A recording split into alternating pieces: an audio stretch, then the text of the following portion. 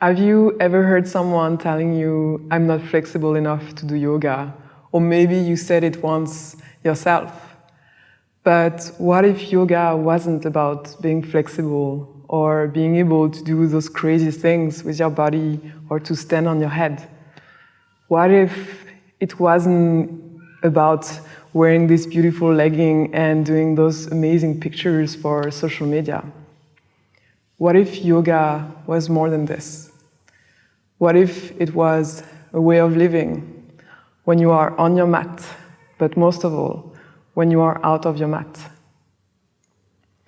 What if yoga was a way of reconnecting with your body, with your emotion, and learning to be okay with whatever is coming?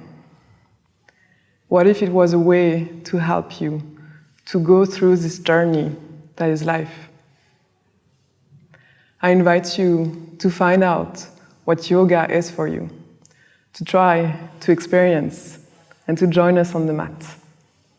I'm really looking forward to practice yoga with all of you and to help you through this journey.